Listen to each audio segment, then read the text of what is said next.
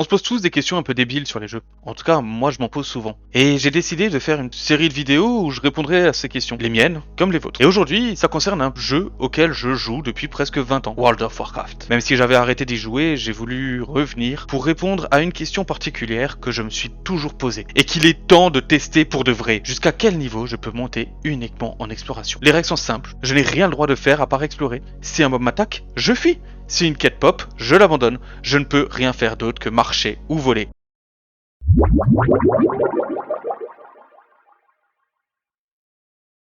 Alors, pour commencer, il faut réfléchir à la race et la classe. Oui, la race a son importance parce qu'elle détermine par où on commence. Je ne peux pas le débuter sur l'île de départ puisqu'il faut faire les quêtes pour en sortir. Les pandarènes, les draktyrs, les worgen, les gobelins, on oublie. Les mêmes raisons. Impossible de quitter leur zone de départ sans faire les quêtes. Donc déjà, les races alliées, on oublie aussi. On commence niveau 10, aucun intérêt. Il reste donc pas mal de races, mais on va en éliminer facilement. Je suis de l'Alliance, donc les persos de la Horde, on oublie. Après, il faut aussi penser au vol. Comme on va être beaucoup en monture volante, il faut commencer par les zones où on ne peut pas voler. Donc direction Kalimdor, et plus précisément la zone des Draenei. Au final, il reste donc deux races possibles. Les Draenei et les Elfes de la Nuit qui commencent juste à côté. Maintenant, la classe. Sur Retail, je pense qu'il y a deux classes qui ont vraiment un intérêt par rapport aux autres. Le mage, pour la téléportation, et le druide, pour les transformations. Le gain de temps, l'invisibilité, la respiration sous l'eau, et ça va avoir son importance à un moment dans l'aventure. Donc c'est décidé, druide. Comme les Draenei ne peuvent pas avoir de druide, ce sera donc un elfe de la nuit. On commence donc à Teldrassil. Pour le début, rien de compliqué, les mobs sont passifs, donc on peut en profiter. Ça va pas durer, hein. Bon, arrivé à Darnassus, la capitale des elfes de la nuit, et surtout la toute première capitale que j'ai connue sur WoW, je passe mon premier niveau. Je me pose alors une première question. Est-ce que le simple fait d'entrer dans une capitale donne de l'XP, ou est-ce que chaque petite zone de la capitale va en donner? Et réponse, non. Seules les capitales donnent de l'XP. Dommage, ça aurait été plus rapide. On enchaîne donc les zones suivantes. Île de Brume Azur, niveau 3. Île de Brume Sang, niveau 4. Sombre Rivage, niveau 5. Ah ouais, mais non, tu vas pas nous faire la liste de toutes les zones, sinon on n'est vraiment pas sorti. Non, rassure-toi, je vais pas vous faire toutes les zones. Je suis quand même pas comme ça. Bon, en tout cas, là, je me suis dit, en fait, c'est simple, hein. Un niveau par zone, il y a bien plus de 80 zones. On va être très vite niveau max. Et en plus, aucune mort pour l'instant. Tout se passe bien. Mais forcément, ça va pas durer. Je me dis, tiens, on va tester de voir si les donjons rapportent de l'XP. Alors bien sûr, de pas faire le donjon, mais de rentrer dedans. Alors, vu que je suis Orneval, go profondeur de brasse noire. Et là, j'aurais mieux fait de pas y aller. Bon déjà, je meurs. Bah oui, les monstres ils sont beaucoup plus haut niveau que moi. Et ensuite, je découvre que pour entrer dans un donjon, c'est pas possible avant le niveau 10. Résultat, 3 morts pour absolument rien. Et là, je commence quand même à remarquer autre chose. Les créatures de Orneval, elles sont plus de mon niveau. Et oui, il y a du scaling d'en haut, mais il y a un certain niveau à respecter quand même. Et forcément, avec l'exploration, je peux pas le respecter. Déjà, une bonne nouvelle. Première transformation de druide. Je peux enfin avancer plus vite et arrêter de me traîner comme une limace. Bon, vu que les mobs commencent à être au niveau, et que le but, c'est pas de me faire one-shot au bout d'un moment, on va changer de stratégie. Je vais donc explorer les zones de départ de chaque race. On commence par les nains et les gnomes. Dunmorog, niveau 7. Franchement, ouf, on se rapproche du vol parce que là, ça commence vraiment à être long. Ensuite, niveau 8 à la marche de l'ouest. Et là, c'est fini, hein. Fini les niveaux gratuits par zone, ça paraissait trop simple en même temps. Il va donc falloir enchaîner encore quelques zones avant d'atteindre le fameux niveau 10. J'en ai marre. J'ai fait plein de zones et je n'ai toujours pas le niveau 10. Et surtout, j'ai pas envie de partir trop loin du relevant avant d'avoir le vol. Du coup, je fais une entorse à une de mes règles. C'est-à-dire que je voulais finir une extension avant d'en commencer une autre. Mais bon, go Norfandre. Car à peine mis le pied sur Norfandre que je passe niveau 10. Et le v'là enfin ce niveau 10. Enfin la monture volante, enfin de la vitesse, enfin la fin des morts. Parce que mine de rien, j'ai déjà exploré 14 zones pour atteindre ce niveau 10. 14 zones et joué environ 7h30. Il était vraiment temps que je débloque le vol. Parce que là, ça va aller beaucoup plus vite. J'avais oublié un détail. Je dois quand même passer au-dessus des camps de la Horde. Donc pour les morts, résultat... Mort 9, mort 10, mort 11. Ok, j'ai rien dit sur les morts. Arrivé dans les Tarides, je me rappelle d'un truc. J'ai toujours pas testé les donjons. Du coup, je refais un test. Et résultat, 0 XP. J'ai vraiment pris 3 morts pour rien au début. Enfin, arrivé aux terres foudroyées, je me rends compte d'un truc auquel je n'avais pas pensé. Certaines zones ont 2 temporalités, ce qui veut dire, potentiellement, 2 fois de l'XP. Et effectivement, pour les terres foudroyées, c'est le cas. Il faudra donc que je retourne dans certaines zones plus tard pour vérifier ça. Bref, classique, c'est terminé. On est niveau 22, pas mal juste pour le jeu de base. Et le temps de jeu, 15 h 50 minutes, 28 secondes.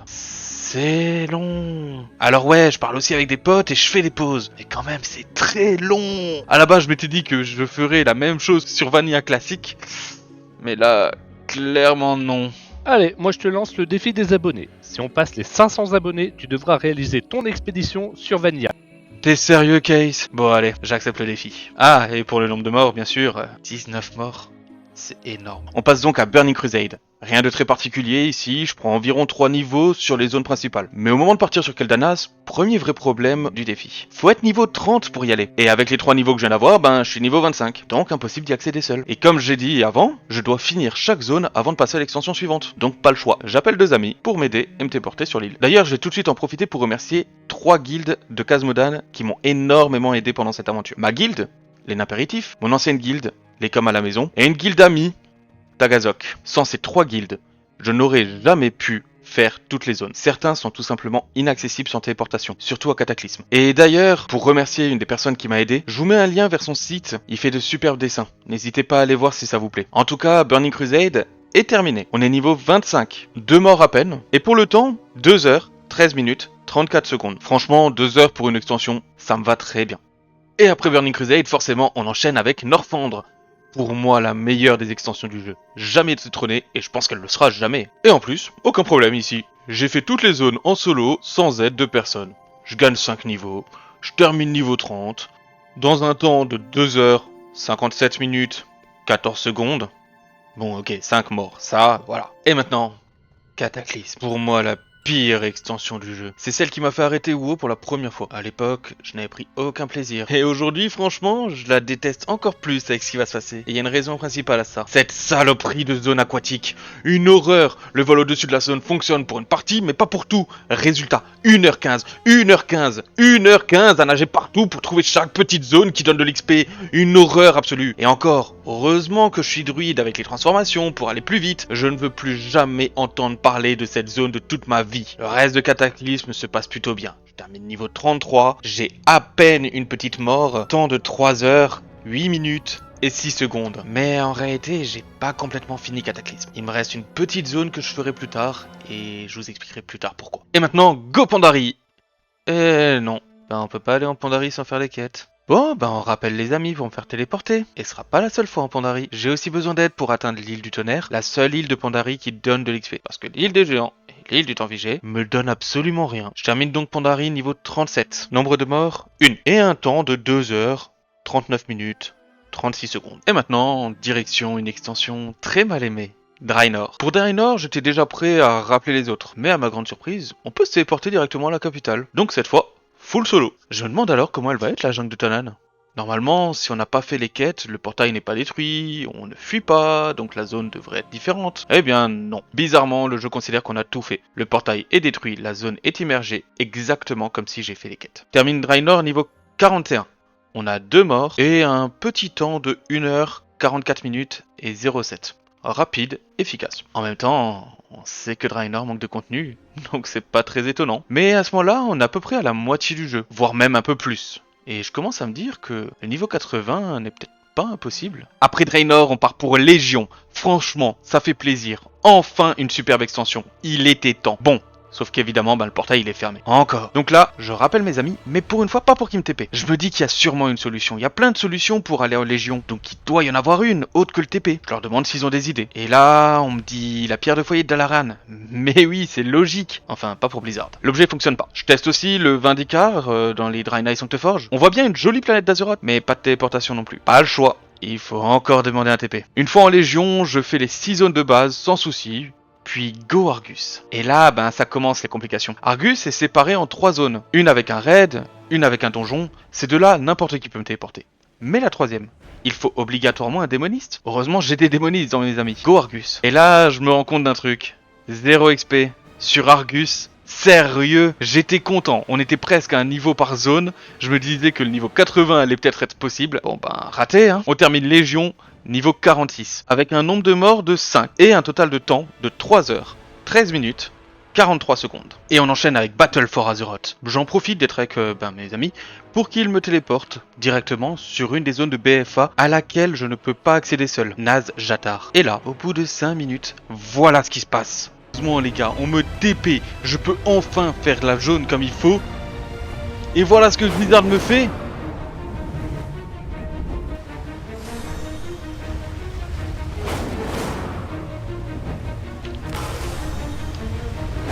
Blizzard, sérieux, ça vous sert à quoi de faire ça?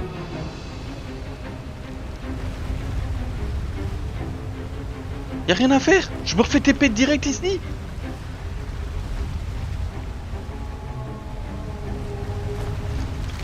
J'aurais fait toute la zone ici avant d'aller là. Aucun problème. Mais non, il a fallu que je commence par là. Putain! On me retéléporte, je termine Nadjatar sans repasser par l'endroit phasé et je pars pour le reste de BFA. Je fais toutes les zones de l'Alliance, puis je retourne dans 3 anciennes zones, Uldum, Silitus et en Pandarie. Parce que comme pour les terres foudroyées, ces zones ont 2 temporalités. Bizarrement, seul Uldum donne de l'XP. Pour les zones de la Horde, je prends un bateau qui se situe sur l'île de départ des trolls et je termine BFA niveau 54. Il reste 3 extensions pour 26 niveaux. Autant dire que ça commence à être très compliqué. Mais bizarrement, les extensions, elles donnent de plus en plus de niveaux. Je viens de faire 8 niveaux en BFA, donc pourquoi pas. Au niveau du temps, on est à 2h56 36 secondes. Et pour les morts, 0. Pour une fois, j'ai eu 0 mort. Tiens, en parlant des morts, Golemond des morts, Shadowland. Parfait, le portail pour Oribos est accessible. Je n'ai besoin de personne pour commencer l'extension. Mais là, truc bizarre, la capitale elle est complètement vide. Aucun PNJ du monde des vivants. Aucun vol, rien. Contrairement à Draenor, on voit bien que le héros n'a rien fait. Donc, il ne peut rien faire. Il va falloir encore demander des TP.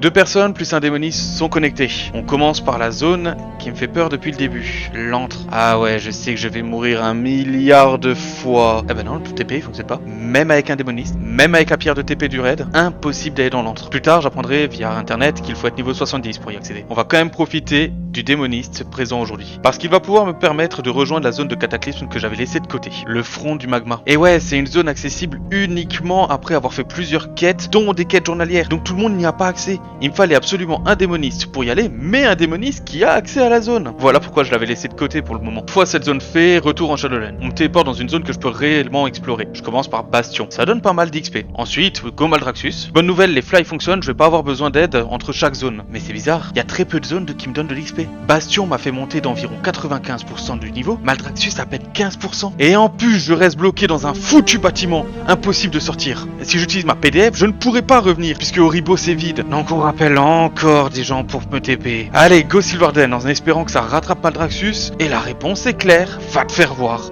0 XP dans toute la zone. Heureusement, Revendreth m'en redonne un peu, mais à ce moment-là, c'est clair. Le niveau 80, il est définitivement foutu. Je teste quand même Zeret Mortis, que je pourrais peut-être y aller par rapport à l'antre. Bon, c'est bon, on peut me TP. Eh non, on a aucun XP, hein.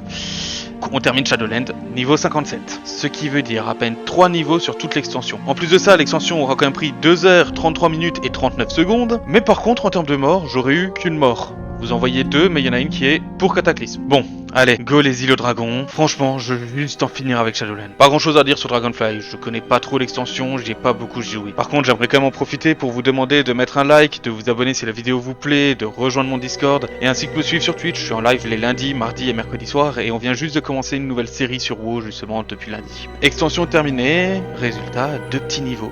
Vraiment pas grand chose. Blizzard a clairement décidé de ne plus donner d'XP en exploration à partir de Shadowland. Résultat 5 niveaux en 2 extensions. Et clairement ça ne va pas être beaucoup mieux sur la dernière. Mais bon, on est presque à la fin, on ne va pas s'arrêter maintenant. Pour Dragonfly, on est donc à 2 niveaux, 0 mort et un temps de 2h, 22 minutes, 18 secondes. Et on attaque maintenant la toute dernière, The War Withing. Alors pour être honnête, là je la connais vraiment pas du tout.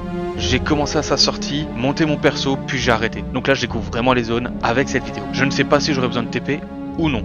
Mais déjà pour y accéder, il me faut un TP. Sur les zones de départ, je gagne 2 niveaux. Et là c'est officiel, l'XP par exploration, c'est fini. Je gagne encore un niveau dans les zones qui ont été rajoutées par la suite. Et voilà, fin de l'aventure. Je vous mets à l'écran une image de la feuille de route, avec chaque extension, le temps passé dessus, le nombre de morts et le nombre de niveaux gagnés. Mon personnage restera niveau 62. Alors, est-ce que c'est le niveau max atteignable uniquement en explorant? Pour être honnête, je pense pas. Parce que déjà, j'ai pu rater des petites zones. Ouais, je fais l'exploration, j'ai essayé de tout voir, mais il y a peut-être un petit endroit que j'ai loupé. Ensuite, il y a une zone que je suis pas allé voir, la foire de Sombre-Lune. Alors je pense pas qu'elle m'aurait donné énormément d'XP, mais sait-on jamais. Ensuite, il y a un bonus XP depuis The War Withing. J'ai que 2 persos niveau 80, donc un bonus XP que de 10%, alors qu'il peut monter jusqu'à 25%. Sans compter les bonus anniversaires une fois par an, et la foire de Sombre-Lune qui peut donner un bonus XP aussi. Est-ce que le niveau 80 est faisable? Avec les 3 dernières extensions qui ne rapportent pas d'XP, Je pense pas. En tout cas, moi c'est sûr, je l'ai pas eu. Mais il y a une chose qui est sûre, c'est que je vous remercie à tous d'avoir regardé cette vidéo. Vraiment. À une prochaine. Ciao.